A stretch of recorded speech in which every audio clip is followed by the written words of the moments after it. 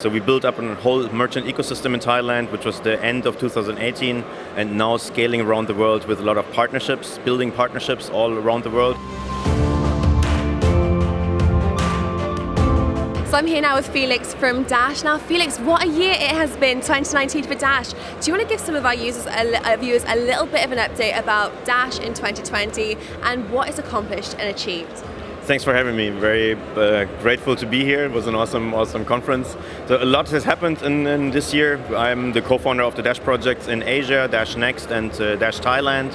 So we built up a whole merchant ecosystem in Thailand, which was the end of 2018, and now scaling around the world with a lot of partnerships, building partnerships all around the world between Asia and everywhere essentially, right? So to give you some examples, we just onboarded 2 more hotel platforms, which adds up to a total of 4.5 million hotels. We're launching crypto debit cards with a Korean partner, public transport cards, international public transport cards, all of that usable with Dash. So we have more and more, not only own merchants, but really like a large partner network where people can do great stuff with Dash and just use it as cash. And exactly this is what we want. And I'm very happy finally really mass adoption is driving, and we're driving results for mass adoption.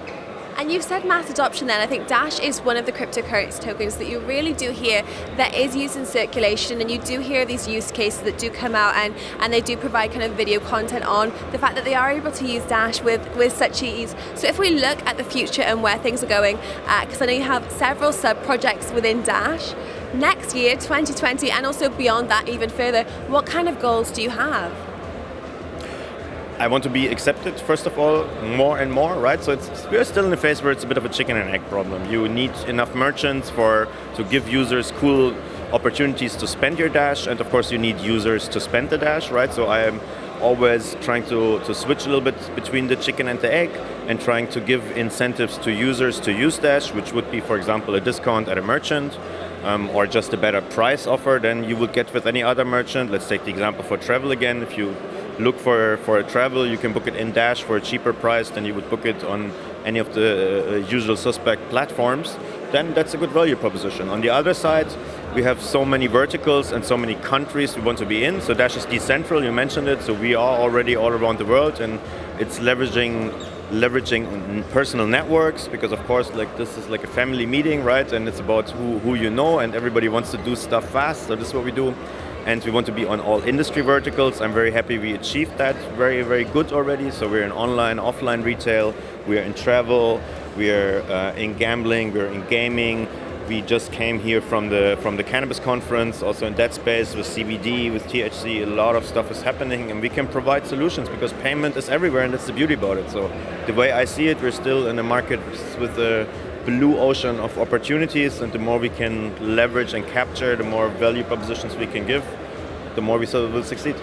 And I think throughout Dash's mass adoption journey, since the beginning, you've also implemented a Dash Text, for example, so people didn't actually need to use internet connection to be able to send online payments.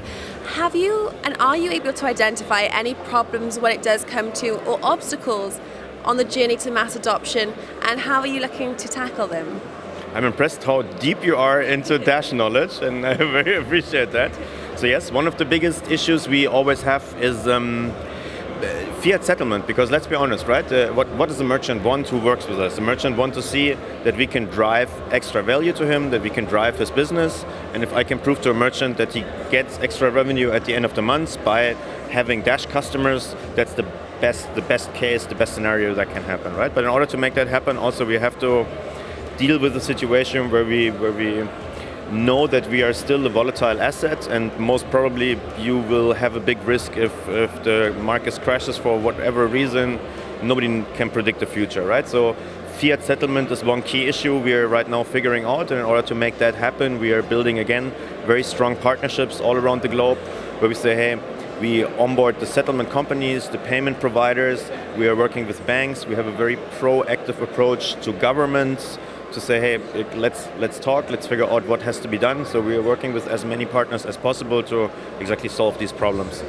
Fantastic. Well, thank you so much. It's great to talk to you in person. It was a pleasure, and enjoy the rest of the conference as well. Thank you so much. Pleasure being here. Thank you. That's all for myself and Felix. We'd love to hear how you found this segment. Thank you.